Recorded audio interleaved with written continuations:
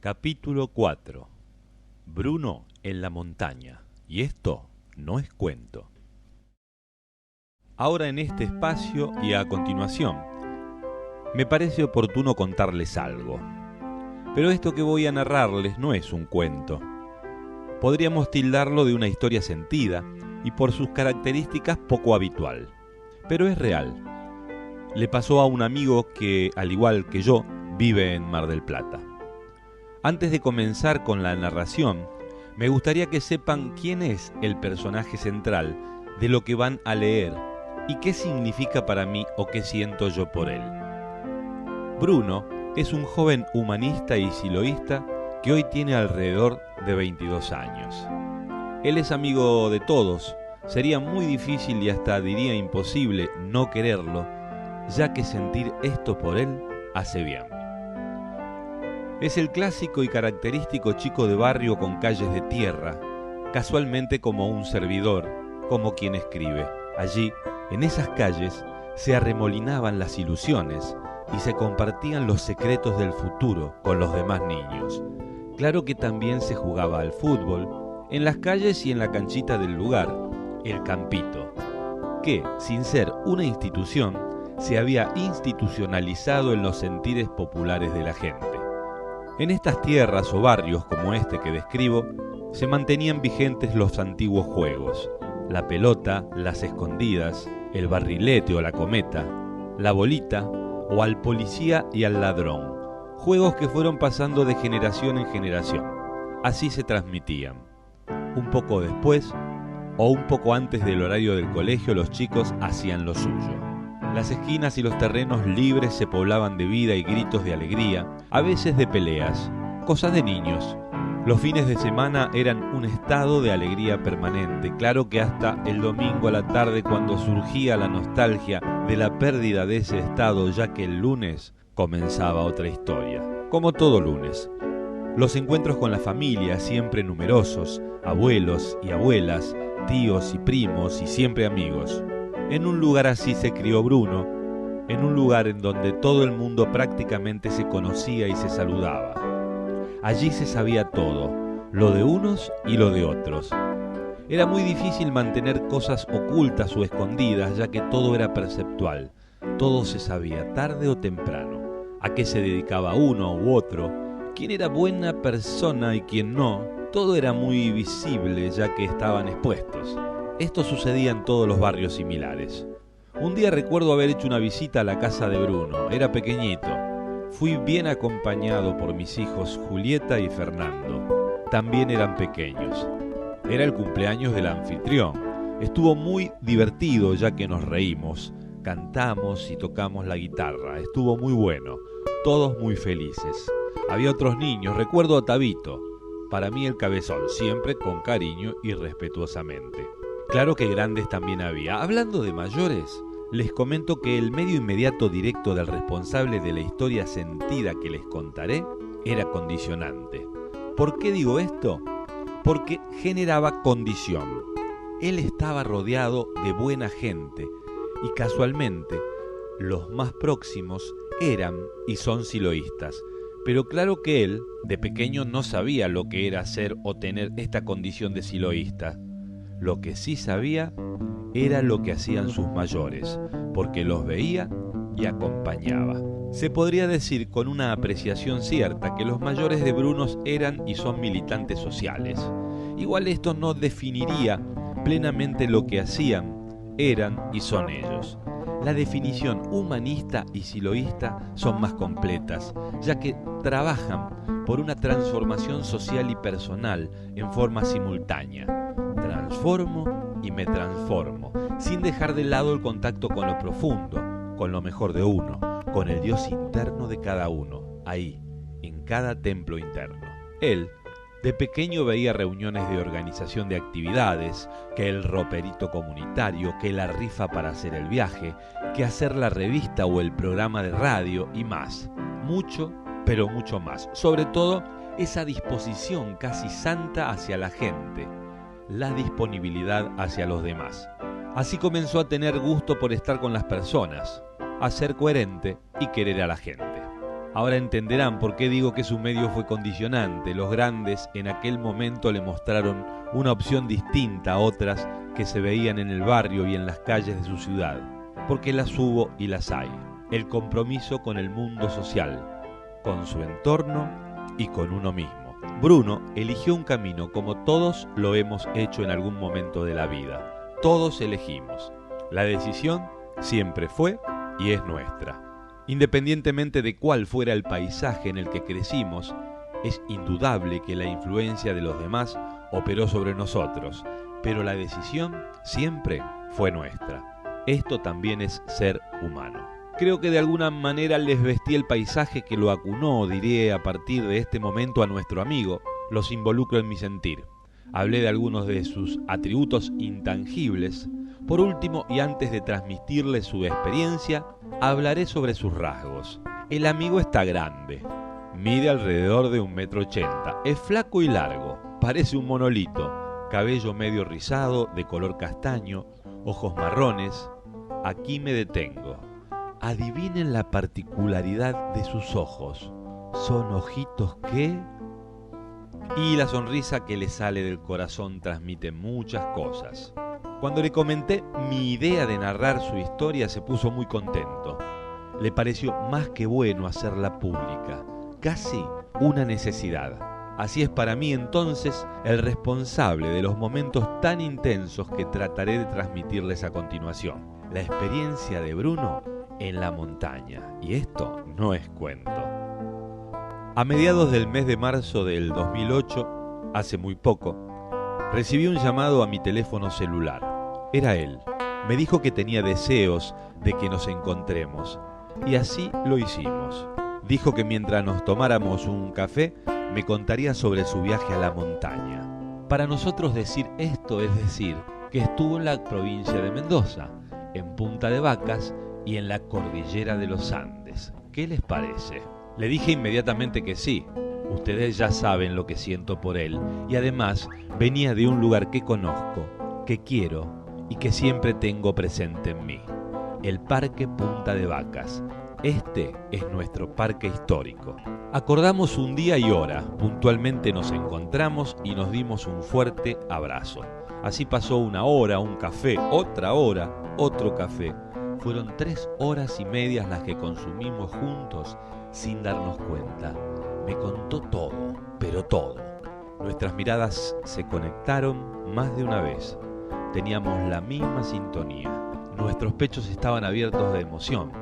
El tiempo se detuvo y si bien en el lugar había otras personas, nunca las percibimos. Fue como un efecto campana. Cuando él comenzó a describir su viaje, le solicité que antes me cuente por qué tantos deseos de ir a ese lugar para nosotros los eloístas tan cargado. ¿Por qué fue y qué buscaba en la montaña? Me dijo que, aunque reconociendo que había tenido una infancia muy linda y sin complicaciones, rodeado de personas que lo inundaron de afecto y alegría, de cualquier manera, durante el año anterior, el 2007, le comenzaron a suceder cosas. Estuvo meses con crisis interna, nada lo llenaba, ni el estar en pareja, ni las actividades que desarrollaba. Estaba como desencajado, como fuera de sí.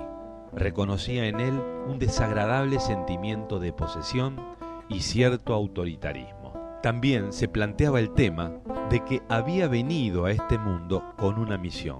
¿Qué misión? Invocaba la imagen de Silo y le hacía esa pregunta, esa misma pregunta que él se hacía a sí mismo. Otras más. ¿Qué tengo que hacer? Y a su propia interioridad. ¿Quién soy? ¿De dónde vengo? Él había visto varias veces a Silo en estos últimos años y quedó impactado con el maestro como tantos de nosotros. Lo vio en el 2004 en Punta de Vacas, en el 2005 en la inauguración de nuestro parque sudamericano en La Reja, luego en el mismo lugar al año siguiente en la presentación de Psicología Trascendental, parte del libro Apuntes de Psicología, editado posterior a esta presentación. Nuevamente lo vio en Mendoza en mayo del 2007. Pero lo más importante de todo es que lo llevaba dentro suyo. De cualquier manera, su situación de inestabilidad se aceleraba. La crisis de valores crecía y le ponía todo en juego. Las mismas preguntas, una y otra vez, repetidamente. Nada lo llenaba, los amigos tampoco. Nada compensaba ese vacío interno que él vivía. Se sentía solo. Llegó el verano y esto se aceleró. En nuestra ciudad, cuando llega el verano, todo cambia. Es la principal ciudad turística del país. Para los jóvenes es un paraíso. Entre las playas, el mar y las salidas hay 1000 formas de distraerse y tapar ciertas falencias. Uno puede escapar fácilmente de todo, solo por un tiempito nomás. Pero él no quería esto. Ya estaba pensando hacer un viaje. Se prometió a Buenos Aires. Casualmente tenía fechado un retiro de trabajo con otros amigos del movimiento humanista y salió de nuestra ciudad para la capital el 29 de febrero. Pero también había decidido viajar a la montaña, al Parque Histórico. Llegó al barrio de La Chacarita de la Ciudad Autónoma de Buenos Aires y en una salita de El Mensaje de Silo participó de este encuentro de trabajo con otros amigos y amigas. Algo muy puro, profundo, alegre y fresco. No dudó un minuto. Concluido su trabajo se despidió y solo se dirigió a la terminal de buses. Sacó su pasaje, esto fue el 3 de marzo. Antes de subir al micro hizo un pedido, que lo acompañen en este viaje su guía, que ya saben quién es, y también una de sus imágenes inspiradoras, su querido abuelo Antonio Nieto. Subió y tomó su lugar. Le tocó la hilera de asientos individuales.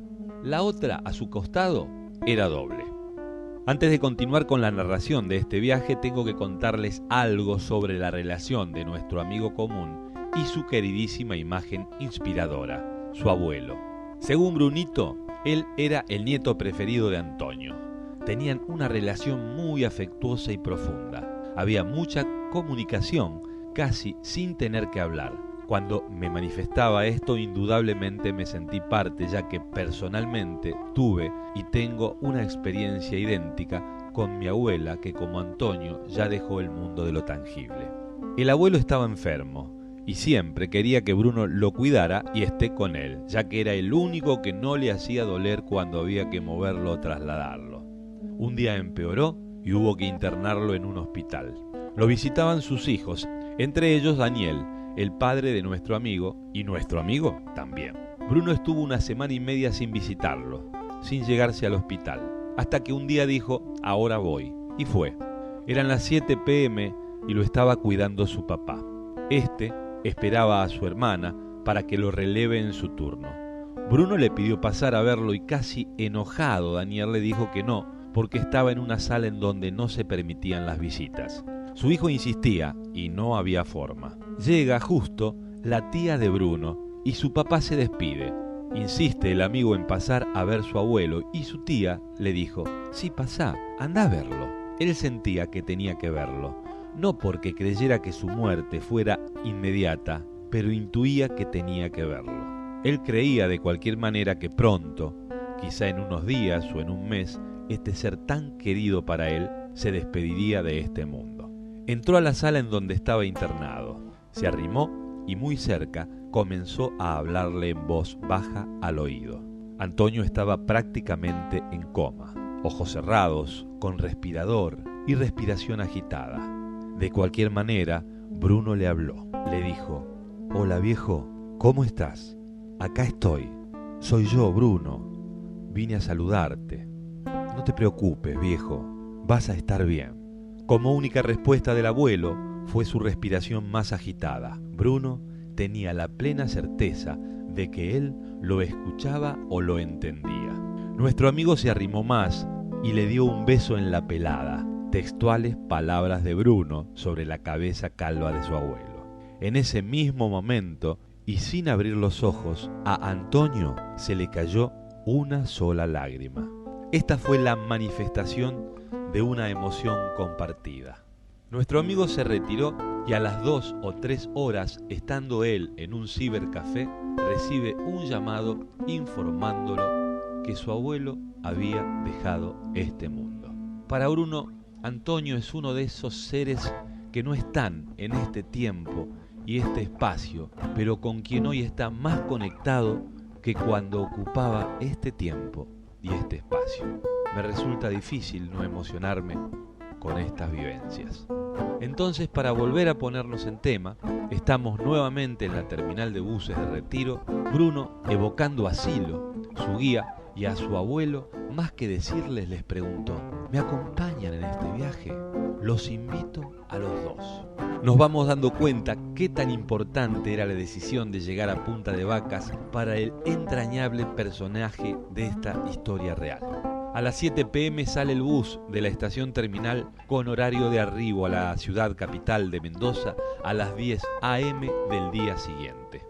Comenzó su travesía conversando con una pareja que estaba sentada a su izquierda, pasillo de por medio. Eran españoles, con ese acento bien marcado y particular, con ese tono de jolgorio y alegría. Tenían alrededor de unos 60 años de edad. Con quien más habló fue con él, ya que lo tenía más cerca, con ella muy poco. Ellos le contaron sobre su hijo, que casualmente en ese mismo momento estaba en la montaña, pero en otra, escalando un volcán en la ciudad de Bariloche, que había estado en los Himalayas y también en el Aconcagua. Bruno comenzó a sentirse muy acompañado en su viaje, contenido, protegido. Sentía la tibieza del bienestar, amparado y tibio por dentro. Luego de hablar de corrido más de una hora, se presentaron y dijeron sus nombres. Nuestro amigo los tuteaba y le preguntó al varón: ¿vos cómo te llamás? Él contesta: Antonio. ¿Qué les parece que puede haber dicho Bruno? Igual que mi abuelo. A ella, su marido, le decía Puri. Antonio era, como ya les dije, muy alegre, pero también gruñón. Se le escapaban a cada rato sus coños. Era muy divertido. En esta relación que se iniciaba, nuestro amigo no tuvo ninguna reserva en expresarse. Les contaba todo tal cual él lo vivía o sentía. Cuando le preguntaban a dónde se dirigía, les dijo: a meditar, a buscar inspiración. ¿Y dónde queda ese lugar al que vas, hombre?, vociferaba el simpático español. Al Parque Punta de Vacas, un lugar en un paraje montañoso. Los 3 montes que lo enmarcan son el Plata, el Tupungato y el Aconcagua, un lugar muy especial para conectarse con lo sagrado, con lo profundo. ¿Y allí hay algún orador? Otra pregunta del extranjero. La respuesta es fácil, amigos. Allí habló en alguna oportunidad y habla Silo. ¿Y quién es Silo? ¿Querés que te cuente quién es Silo? Él es mi guía espiritual. Él armó una doctrina e hizo muchísimas cosas. Como les advertí, amigos, Bruno no se guardó nada. Hablando luego del lugar de origen de los ibéricos, casualmente eran de la región de Andalucía, igual que el abuelo de Bruno. Otra coincidencia. El bus hace un alto y bajan a comer algo. Sigue la charla sin parar y nuestro amiguito, como ya les dije, muy acompañado por estos amables y chispeantes andaluces. Al día siguiente, entrando a la ciudad de Mendoza, continúa la charla y Antonio vuelve a preguntar por el parque y por Silo. Bruno le dice que ese paraje inhóspito está no solo enmarcado por 3 montes, sino que allí se cruzan 3 ríos, un lugar de gran concentración de energía. Y el maestro es el que lanzó al mundo el mensaje de Silo. Es el maestro de todos los tiempos. Llegando a la terminal de micros, ya finalizado el viaje, el andaluz le preguntó a Bruno en dónde se hospedaría él. Le dijo que en Uspallata, un lugar muy lindo y tranquilo que vale la pena conocer. Hizo reserva en un hostel, un lindo lugar. Los andaluces le manifestaron a Bruno que habían decidido acompañarlo a Uspallata. Tratarían de hospedarse en el mismo lugar y visitarían Punta de Vacas con mucho gusto. Tú vas y nosotros te seguimos, hombre. Así llegaron a esta linda y tranquila ciudad que dista 70 kilómetros del lugar tan deseado por nuestro amigo. Estaba recién concluyendo su viaje. En la conserjería es Bruno quien primero se anuncia, le solicitan su documento y le preguntan su apellido. Él lo dice: mi apellido es Nieto. Antonio lo escucha y le pregunta: ¿cuál es tu apellido? Y él le contesta nuevamente: Nieto. Hombre, tienes el mismo apellido que yo. Coño, eres pariente mío. Bruno, alegre y sorprendido, le dijo: no, te llamás igual que mi abuelo, Antonio Nieto. Un hormigueo recorrió su cuerpo y una presencia indudable se fortaleció en él. Nuestro amigo estaba acompañado. Se dijo en su interior: abuelo, estás acá. Ansioso y apurado les dijo que él aprovechaba el último micro para llegar al parque y que tan solo estaría 1 hora, ya que tomaría el último de regreso. Los dejó alojados en el lugar y al día siguiente, bien temprano, irían juntos al bendito parque. Antes de seguir con esta parte del relato, les quiero comentar algo que sirve como contexto de lo que sigue en esta historia. Aproximadamente un mes atrás, intercambiando con su mamá, un referente importantísimo para él, una guía, leyendo un capítulo de La mirada interna, la guía del camino interno, se detuvieron particularmente en una frase: no huyas de la purificación que actúa como el fuego y horroriza con sus fantasmas. No olvidemos la búsqueda del amigo. ¿Qué buscaba él? ¿Reconciliarse quizás? ¿Purificarse? ¿Un destino? ¿Mayores certezas? ¿Encontrarse a sí mismo? Para responderse qué buscaba, queridos lectores, habría que preguntarse qué buscó cada uno de nosotros en situaciones similares, si las hubo. Salió para el parque a las 6 p.m. El último bus pasaba de regreso a las 8:30 p.m. 1 hora tardaba en su recorrido. Solo tendría un rato, pero no le importaba. Tenía todo el tiempo del mundo para disfrutar, ya que no tenía fecha de regreso. Llegó al portal del parque. Su portón estaba cerrado y se quedó allí parado, observando. Todo estaba quieto y silencioso. Una gran emoción comenzó a llenar su cuerpo y simultáneamente comenzó a soplar un viento fuerte, un viento de montaña. Era como un saludo del Tupungato con su gran pico nevado que lo estaba mirando desde su incalculable y antigua inmensidad. Esa emoción creció dentro de él, su pecho se inflaba. No le importaba que no hubiera nadie, se quedaría allí hasta el horario para volver al hostel. Y al día siguiente haría lo mismo, y al siguiente igual. De pronto, detrás de la sala, que contrastaba hermosamente con el paisaje, aparece una figura, una mujer que levanta su brazo y de lejos lo saluda. Se va arrimando lentamente, a paso de montaña, lento, lento y permanente.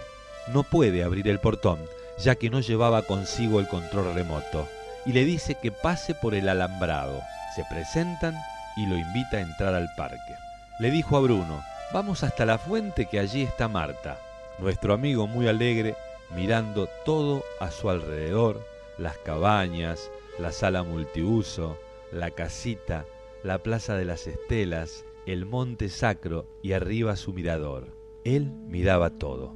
Llegan a la fuente y se presentan con Marta. Él le dijo que era hijo de Kelmis, de Mar del Plata, y ella muy alegremente le dijo: qué bueno, el hijo de mi amiga, que siempre me invita para que vaya a esa ciudad. Le preguntó: Bruno, ¿en esa mochila tendrás para tomar mate? Sí, le dijo el amigo, y ella: bueno, tomemos unos mates. Estuvieron charlando un poco y ella le hizo otra pregunta: si él disponía de algún día y si tenía ganas o deseos de quedarse en el parque como guardián, ya que necesitaban cuidadores. Imagínense, quedarse a dormir en ese lugar. Quedó maravillado, dijo que sí inmediatamente. Le llegaron más preguntas. ¿Cuánto podés quedarte? Él contestó: lo que necesiten, estoy a su servicio. Me quedo los días que sean necesarios. Marta dijo: bueno, hecho, 1 semana entonces. Le dijo a la amiga de su madre que iría a Uspallata, dormiría esa noche allí y al día siguiente volvería temprano con su bolso y acompañado de una pareja de españoles. Seguía sintiéndose más protegido que antes. Había quedado con Antonio y Puri en levantarse a las 7 a.m. para tomar el bus de las 8 a.m. y así fue. Muy pronto se encontraron en la entrada del parque los tres. Bruno les fue mostrando las construcciones y los monumentos camino a la sala. Primero las cabañas, luego el monolito. señalando hacia arriba el mirador, las estelas de chapa, con la primer charla dada por Silo en 1969 grabada en diversos idiomas. Al llegar a la sala, Bruno les dijo que las paredes hablaban. Entraron al lugar, a esa media esfera blanca por dentro y por fuera. Uno se puso en un extremo, los demás en otro, sobre la pared opuesta, y susurraron de a uno, con sus caras y sus bocas dirigidas a la pared, muy pero muy pegadas. Susurraron muy despacio, y todos escuchaban lo que decían los otros, tal cual lo dijo. Las paredes hablaban. Los invitó al centro de la sala. Allí se escuchaban hasta las respiraciones. La acústica en ese lugar es muy buena. Luego se encontraron con Marta y se los presentó. Bruno los invitó a peregrinar. Les dijo, ¿quieren peregrinar? Él se había propuesto hablarles libremente. No le importaba si entendían o no. Él quería decir lo que sentía. Le contestaron que sí. Peregrinemos. Entonces les dijo, ahora vamos al pasado. Vamos a ir a la ermita. Para llegar al lugar en donde está la ermita hay que caminar por un angosto sendero, siempre bajando por la ladera izquierda del Monte Sacro. No olvidemos la altura que a uno lo condiciona, sobre todo cuando recién se llega al lugar. Es necesario adaptarse lentamente, lo digo por experiencia. Son alrededor de 2.500 metros sobre el nivel del mar. A esto le sumamos el angosto sendero y la situación de Puri, ya que era una mujer muy gordita. Según Bruno, pesaba como 150 kilos, de baja estatura y con dificultades para caminar. Hicieron el recorrido o peregrinación hasta el lugar muy lentamente y parando. Cuando llegaron al lugar, Bruno les contó que es una réplica de la ermita en que Silo pasó cantidad de días y noches, que en realidad estaba ubicada más atrás, cruzando el río, pero que construyeron una en el parque, igual a la otra, piedra sobre piedra. Estaba pintada de blanco. Se sacaron fotos, entraron a ella. Puri lo tuvo que hacer de costado, ya que de frente no podía pasar. Cuando sale, igual, de costado, rozando las piedras. Su marido, al verla salir, le dice, «Oye, Puri, que te llevas la cal del maestro, la cal del profeta». Regresaron lentamente, ahora todo en subida, parando y despacio. El cansancio aumentaba. Al llegar a la Plaza de las Estelas, Bruno les pregunta si quieren descansar y ellos dicen que no. Entonces le dice, «Bueno, ahora nos vamos al futuro», y mira simultáneamente hacia arriba, el mirador. El camino es en zigzag, es el trayecto más difícil y duro para llegar, pero se ponen en marcha. Mucho más lento, siguen su marcha. Antonio se adelanta y quedan atrás Puri y él. Van conversando y cuando falta muy poco para llegar a la cima, Bruno le pregunta, «¿Qué nombre es Puri? ¿De qué deriva?» Y ella lo mira y le dice, «Mi nombre es Purificación». Con esto se completaba la escena. Era demasiado. Antonio tenía el mismo apellido y nombre que su abuelo, era español y vivía en la misma región, y ella se llama Purificación. ¿Recuerdan? No huyas de la purificación, que actúa como el fuego y horroriza con sus fantasmas. Pero además de todo eso, estaban llegando juntos a un nuevo tiempo o momento, el futuro. Bruno los mira y a brazos abiertos y mirando el paisaje les dice, «Bueno, gente, contemplen el futuro, estamos en el futuro». Y Antonio, medio serio, pero en broma, le dice, «Pues chaval, tú sí que estás loco». Van descendiendo lentamente, tomándose su tiempo. Llegaron abajo a las 2 de la tarde. Bruno les dice que está agotado y necesita recostarse solo 1 hora. Y eso es lo que hace. Mientras Antonio dice, «Ve, hombre, ve, nosotros nos vamos a tomar algo a la multiuso». A la hora, por reloj, Bruno se levanta y los va a buscar. No los encuentra. Da una vuelta, luego otra, por aquí o por allí, nada. En síntesis, da 2 vueltas completas al parque y no los encuentra. Y esto no es poco, ni en tiempo ni en esfuerzo. La altura es cosa seria, exige demasiado a los que somos del llano. Comenzó a preguntar por ellos, a Marta, a otro cuidador del parque y a otra amiga que estaba por allí, y nada.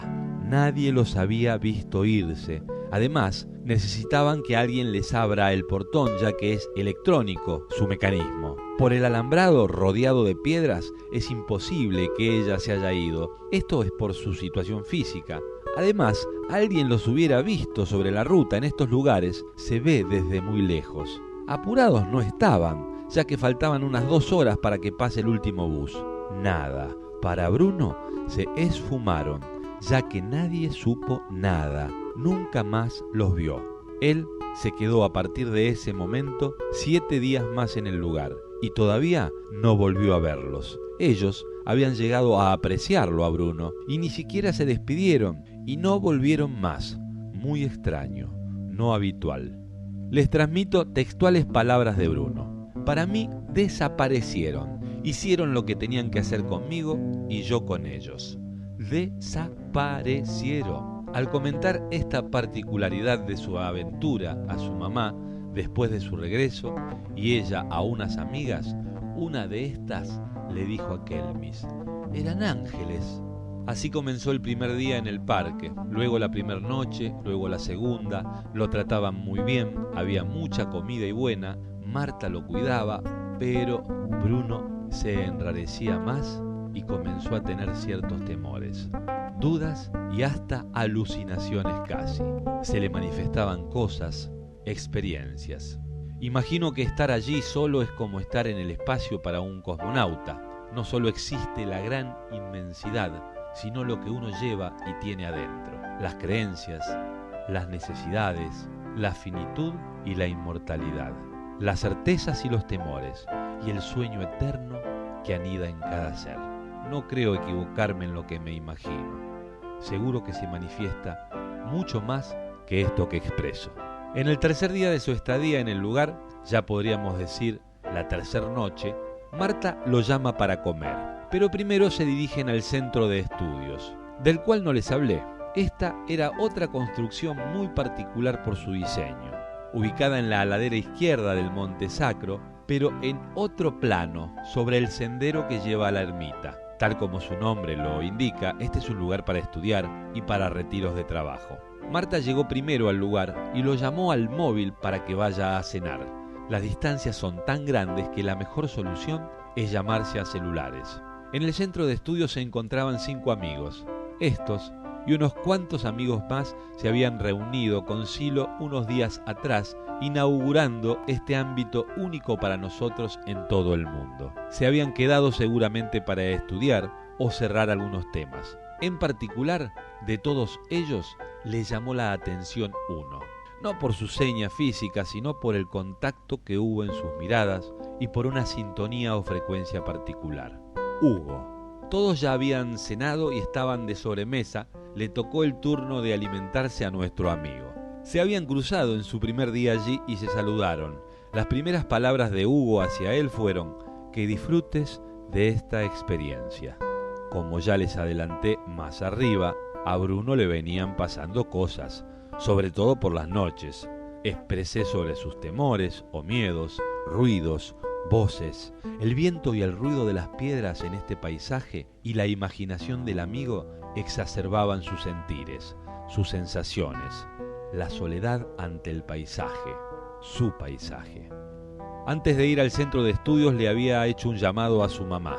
Necesitaba hablar con ella. Le contó sobre su amiga Marta. Kelmis lo alentó, no solo como lo hace una madre con su hijo, sino también como lo hace alguien que entiende de búsquedas y de encuentros. Ella fortaleció la búsqueda y el encuentro de Bruno. Terminó de cenar, se despidieron con los amigos que pernoctarían en el lugar y acordó con Hugo esperarlo a las 5 a.m. para abrirle el portón. Se retiraron con Marta lentamente hacia la llamada casita, donde ella dormía. Bruno le habló sobre sus temores. Ella con sus palabras y su calma lo tranquilizó y le sugirió que disfrute del lugar y de su estadía. Le ofreció por su seguridad y serenidad y para que se sienta acompañado que se quede en la casita. Y él dijo que no, que muchas gracias. Algo nuevo había pasado. No quería dejar de vivir lo que le tocara vivir. Comenzó su largo trayecto, solo hasta la cabaña con un techo inmenso y profundo, cargado de estrellas muy brillantes, más que en las ciudades. Algo había cambiado en su estado de ánimo, en su fondo de sentir. A partir de ese momento no tuvo más miedo y quiso estar solo. Se había comprometido con Hugo muy temprano a acompañarlo a esperar el bus que se dirigía hasta Uspallata. A las 5:30 am ya estaba frente a la cabaña esperando al amigo. Esta construcción es la más cercana al portal o lugar de acceso al parque. El micro pasaba a las 6 am. Antes que llegara Hugo, recibe una visita. Era un animal de 4 patas, podemos decir un mamífero, lo más parecido a un perro, de tamaño mediano, casi chico, respecto de este animal doméstico con quien lo comparé. Se movía con dificultad y llegaba como desde atrás de la cabaña. Se dirigía a él, nuestro amigo, delante y fuera de la construcción, del lado que mira la sala y el monolito. No tuvo temor, pero sí incertidumbre. El bicho raro, por así decirlo, caminaba como con las patas delanteras medio rígidas. Dije que con dificultad, como si moviéramos los hombros para avanzar con los brazos tensos hacia abajo. No sintió miedo, no creyó que le hiciera daño, pero sí un gran asombro. No se parecía a nada conocido. Cuando llegó arrimándose lentamente muy cerca de él, Bruno chasqueó sus dedos pulgar y medio para que se arrime más. También hizo un sonido con sus labios, y en ese momento este ser medio extraño pegó la vuelta y se perdió en la noche. Al día siguiente comentó este extraño encuentro con el responsable del mantenimiento del parque y este le contestó: aquí hay zorros y pumas, eso no existe. Así de simple lo que le manifestó, eso no existe. Unos minutos antes de las 6 llegó Hugo y se fueron a la Ruta Nacional 7. Esta ruta es la que bordea el parque y llega hasta la frontera con Chile. Pasan gran cantidad de camiones y vehículos particulares. Hugo se dirigía hacia el otro sentido, Uspallata. Se abrieron en 2 puntos, así, si los choferes no veían a uno, verían al otro. Sucede que no le pararon a ninguno de los dos. Decidieron volver a la cabaña, esperar que amanezca, tomar algo caliente y por supuesto que charlar un poco. ¿Qué mejor? No solo amaneció, sino que se hicieron las 9:30 de la mañana. Se pasaron de largo como el micro. Si bien mi amigo me informó algo sobre lo que hablaron, me parece que lo interesante del caso es transmitirles a ustedes qué le sucedió al personaje principal de esta al intercambiar con Hugo. Palabras textuales. La charla fue como entrar a un espacio muy profundo, con una gran conexión. Yo sentía que él me guiaba hacia un registro mío, muy, pero muy profundo, mientras me explicaba sobre el pedido, sobre lo importante del pedido, del pedir, del conectar. Y claro que con la misma importancia sobre el agradecimiento. Más que charla fue una experiencia, como una guía de cómo llegar a un espacio y un registro profundo. Me quedó como referencia una mecánica de trabajo para conectar con lo profundo y con el agradecimiento. Fue una charla magistral, de la cual aprendí cómo hacer el pedido y a tomar verdadero contacto con mi guía. Ya eran las 9:30 de la mañana. El próximo bus pasaba a las 12. Bruno lo acompañó al amigo hasta el puesto de gendarmería, mientras le decía que para él no había sido casual ni esa charla ni ese encuentro. Y Hugo le dice tampoco que no nos haya parado el bus. Ahora tenemos un motivo para reconciliarnos con el chofer responsable. El gendarme, muy amable, paró un auto particular que accedió a llevar a Hugo. Para el amiguito, a partir de ese día y momento, comenzó su ascenso en registros internos y actitudes. No sintió más miedo y notó que los fantasmas se fueron. Recordó entonces algo dicho por su maestro. Creo, y esto es mi parecer, que Bruno a Hugo lo adoptó como tal. Él le dijo: a los fantasmas hay que reconocerlos, hay que hacerse amigo y no esconderlos, igual que otros registros, los altos, reconocerlos y saber que existen cosas más elevadas. Cuando ellos están, hay que hacer el pedido y en el momento menos pensado, ¡pum!, para arriba. Este encuentro y charla que tuvieron estos dos seres entrañables, registrado por ambos en espacios profundos de su propio cuerpo, marcaron al amiguito. Recordó muchas cosas, sugerencias, recomendaciones, etc. Necesitó llamar a su madre desde la montaña. Ella le dijo, cuidado con la chatura y el aburrimiento. Y a él le sucedió eso por momentos. Al llamarla, le contó su situación y la respuesta fue, estás sintetizando algo e intentando entrar en un espacio que no conoces. Eso no tiene por qué ser aburrido. Se refería a lo sagrado, a lo profundo. A Bruno le hizo un crack en la cabeza y se dijo, es verdad. A partir de ese momento de caída en cuenta, todos los días, después de despertar, escalaba el monte y se lanzaba al futuro, al mirador. Desde allí, desde ese paisaje que miraba afuera de él, pero que sentía y miraba adentro suyo, reflexionaba. Todos los días hasta el último momento estuvo en el futuro. La noche anterior a su partida, a las 8 p.m., allí en esas fechas, oscurecía a las 10, comenzó a experimentar nuevas emociones y sensaciones. Se dio cuenta que estaba acompañado por Silo, sentía que estaba acompañado por él. Me dijo exactamente, comencé a sentir y a ver que él estaba conmigo y cerca de mí, y que cuando me fuera del parque ya no iba a estar solo nunca más. Lo más importante de toda esta experiencia es la certeza de que él siempre estará conmigo. Bueno, queridos lectores, aquí concluye esta parte de la historia, ya que les puedo asegurar por intuición, más que por saber, que para nuestro amigo no concluyó. A Bruno le tengo que agradecer primero que me haya confiado todo esto, ya que seguro, y en esto estarán de acuerdo conmigo, que esta experiencia debe ser, si no la más importante de su vida, una de las más importantes. Segundo, por permitirme compartir con ustedes todo esto y a mi manera o con mi estilo. Y tercero, gracias Bruno por ayudarme a fortalecer mi creencia sobre la trascendencia del ser humano. Y a ustedes, sobre todo a los que no creen en estas cosas, informarles que esto no ha querido ser una imposición de creencias, sino el comentar una gran experiencia. Por último, no se puede negar que aunque sea como historia de vida y sacándole todos los atributos que le di y le dio mi amigo, no deja de ser una muy linda y sentida historia, la de Bruno